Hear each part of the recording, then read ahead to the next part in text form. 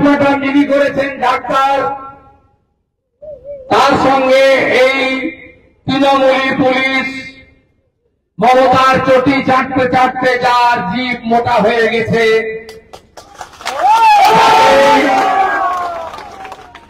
গত লোকসভা ভোটে ঘাড় ধাক্কা মেরে ইলেকশন কমিশন সরিয়ে দিয়েছিল, আবার 26-এর ভোটের আগে ঘাড় ধাক্কা মারবে।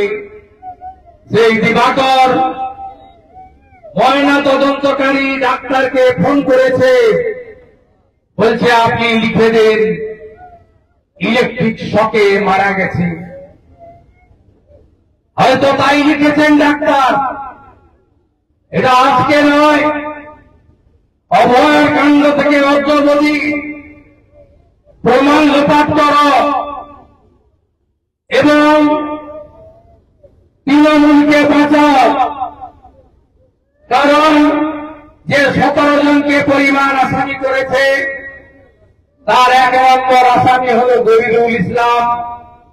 তিনি তৃণমূলের বড় নেতা, মাইনরিটি মোর্চা মানে মুসলিম মোর্চার সভাপতি।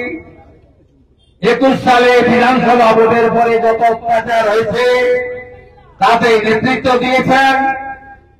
সবর যে কেসে জেলে আছে, পশ্চিম বাংলার বোমা বিস্ফোরণের মামলা, যাকে এনআইএ ডেকেছিল, সেই গরিবুল ইসলামের নাম 1 নম্বরে আছে।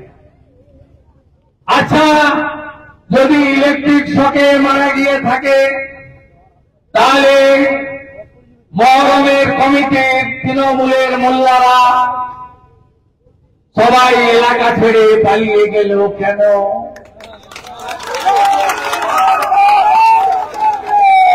ঘরগুলোতে যাওয়া লাগেন কেন? পরিতাহত ব্যক্তিকে হসপিটালে না নিয়ে গিয়ে থানাতে নিয়ে গেলেন কেন? তাদের মৃত্যু ঘোষণা কে করল? দিবাকর না খেজুরির ওসি? এরা কবে এমবিবিএস পাস ডাক্তার হলো?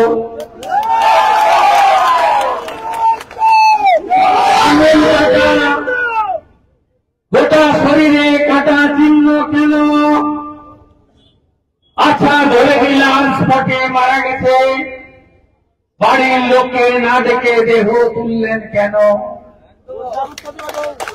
এই সব প্রশ্নের অমীমাংসিত প্রশ্নের উত্তর আদায় করতে গেলে পরিবারকে নিয়ে গঙ্গার ওপারে যেতে হবে। আপনাদের বিরোধী দলনেতা এসব বিষয়ে এক্সপার্ট। কি করে ইয়াদের জব্দ করিতে হয় সেই বুদ্ধি ভাষা আমার জানা আছে। সেই বুদ্ধি ভাষা পরিবারকে নিয়ে লড়াই করব, বিচার পাইয়ে দেব। আপনারা প্রত্যেকটা গ্রামে হিন্দুদের ঐক্যবদ্ধ করুন।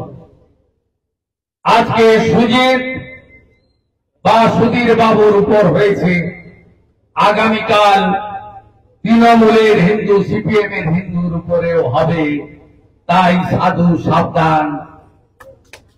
আপনারা হরগোবিন্দ দাস, চন্দন দাসকে খুন করেছেন পশু কাটা। ওখানে হিন্দুদের সংখ্যা 16%, খেজুরিতে হিন্দুদের সংখ্যা 85%। আমাদের হবে না।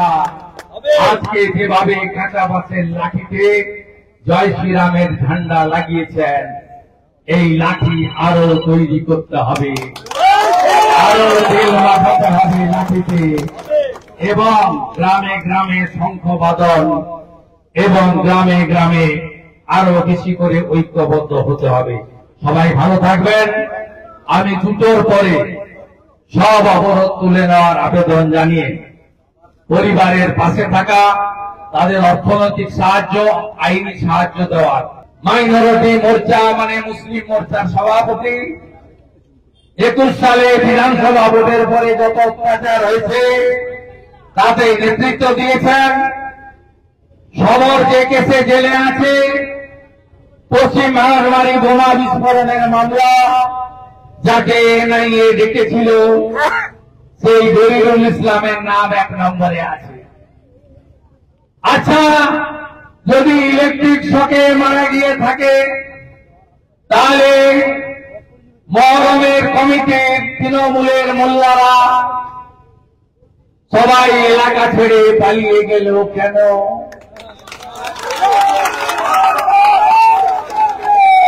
ঘরগুলোতে তালা লাগানো কেন? তড়িতাহত ব্যক্তিকে হসপিটালে না নিয়ে গিয়ে থানাতে নিয়ে গেলেন কেন? তাদের মৃত্যু ঘোষণা কে করলো? দিবাকর না খেজুরি রশি? এরা কবে এমবিবিএস পাস ডাক্তার হলো?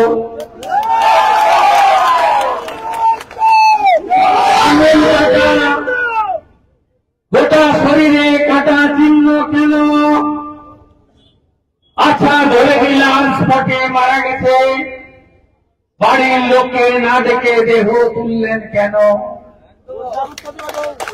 এই সব প্রশ্নের অমীমাংসিত প্রশ্নের উত্তর আদায় করতে গেলে পরিবারকে নিয়ে গঙ্গার ওপারে যেতে হবে। আপনাদের বিরোধী দলনেতা এসব বিষয়ে এক্সপার্ট। কি করে ইয়াদের জব্দ করিতে হয় সেই বুদ্ধি ভাষা আমার জানা আছে। সেই বুদ্ধি ভাষা পরিবারকে নিয়ে লড়াই করব, বিচার পাইয়ে দেব। আপনারা প্রত্যেকটা গ্রামে হিন্দুদের ঐক্যবদ্ধ করুন। আজকে সুজিত বা সুধীর বাবুর উপর হয়েছে, আগামীকাল তৃণমূলের হিন্দু, সিপিএম এর হিন্দুর উপরেও হবে। তাই সাধু সাবধান। আপনারা হরগোবিন্দ দাস, চন্দন দাসকে খুন করেছেন পশু কাটা। ওখানে হিন্দুদের সংখ্যা 16%, খেচুরিতে হিন্দুদের সংখ্যা 85%। আমাদের দুর্বল হবে না।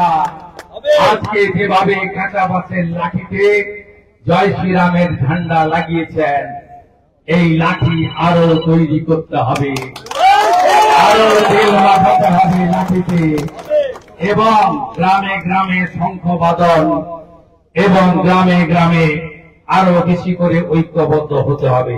সবাই ভালো থাকবেন। আমি 2টোর পরে সব অবরোধ তুলে নেওয়ার আবেদন জানিয়ে পরিবারের পাশে থাকা, তাদের অর্থনৈতিক সাহায্য, আইনি সাহায্য দেওয়ার